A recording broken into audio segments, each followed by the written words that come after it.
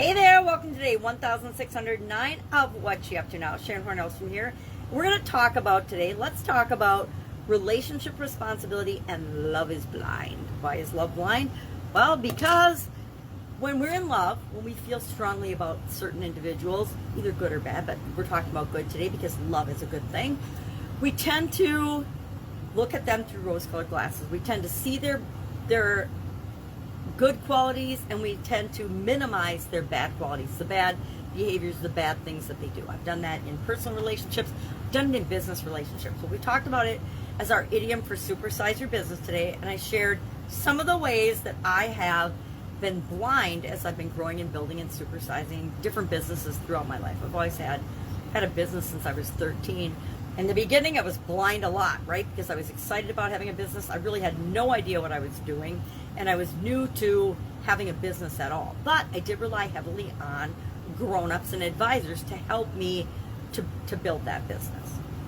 And over the years, I've used mentors. Sometimes, and I didn't even share this one, sometimes I have mentors and people that I look up to, and I would take their advice blindly, and it wasn't the best advice for me at the time. I didn't even say that one, but I just thought of that one. But some of the common mistakes I've made and been blind in my businesses are not taking new competitors as seriously as I should have, missing things in the market, changing customer needs, wants, and desires. Every once in a while, they will change some of the things that they need and want, and if I don't provide that to them, they will go to competitors and they will get it from them. For a long time, I didn't have a high-ticket program, and I had customers that wanted that, and I missed out because they went and followed different coaches and different advisors because I didn't have a high-ticket coaching program available to them. Cultural challenges, sometimes our businesses and our environments take on a corporate culture or a business culture of their own in spite of us thinking that we're directing and leading it in a certain direction. It can run away from us. Now, that didn't really happen to me. I was really, and have been throughout my career, pretty attuned to, not in corporate America. Corporate America, I didn't have much control over that, but I did in the divisions that I ran. I paid a lot of attention to the culture, but there were sometimes things in the outside cultural areas that just didn't work for me. But in my own businesses, I pay a lot of attention to the culture because I think it's important. But we've all seen big examples of CEOs and company owners and founders that have been ousted from their own company. Think Steve Jobs, think Twitter, I think it was Twitter, where the owner ends up leaving, or the founders leave, and I think it happens more often than we know, because the culture changes and gets away from them.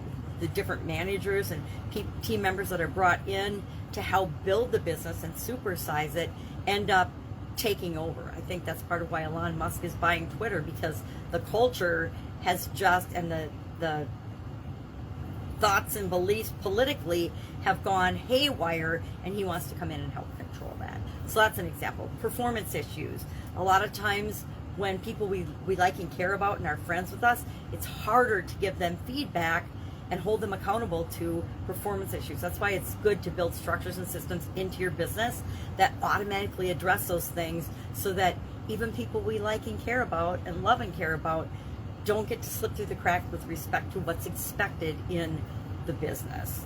Bottlenecks, so I talked about bottlenecks, talked about changing external things like our environment, inflation, political changes, regulatory changes, etc. All of those things can happen, and we can miss them if we're so busy focusing on certain areas and aspects of our business that we don't have a mechanism for paying attention to those things. Our topic for today for the annual challenge, the BU 365-day challenge, is personal responsibility, or responsibility in our relationships. And I shared 20 different ways. It's going to be 19, but I added one of my own. 20 different ways that we need to be responsible in our relationships. Why? Because we do have power and control. Number one, the relationships we choose to be a part of, and number two, our role. We have things that we can expect in relationships, but we also have to be willing to give those things in order to receive those things.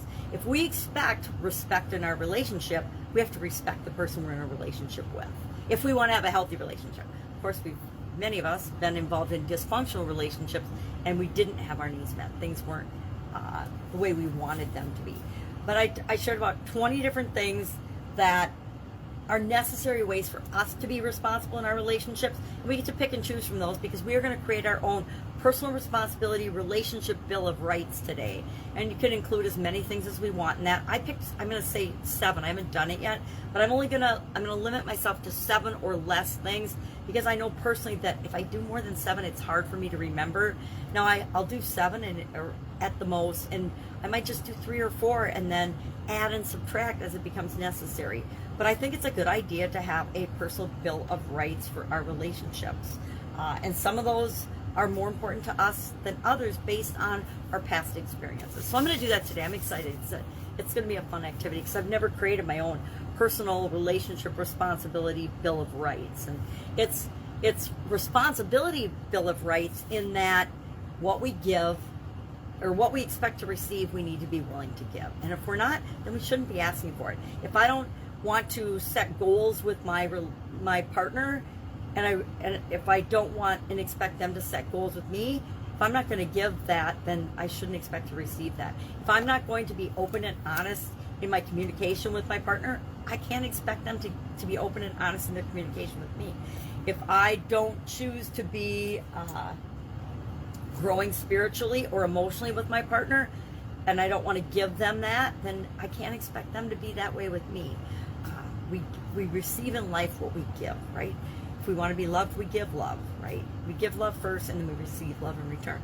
It might not be from the relationship or the person that we want or originally plan on when we're setting this up, but I say let's do something that applies to all our relationships. What do I expect in relationships, right? Relationship with my kids, relationship with my significant other, relationship with people that I work with. Some of those things will vary, but I expect honesty and openness and problem-solving maturity and things in all my relationships because that's what I give, and I expect those things in return. All right. I am granddaughter-free for a couple of days, so I am focusing on a whole lot of projects that I've been wanting to do. If I can help you in any way, ask. Otherwise, I'll be with you tomorrow. Have an awesome day.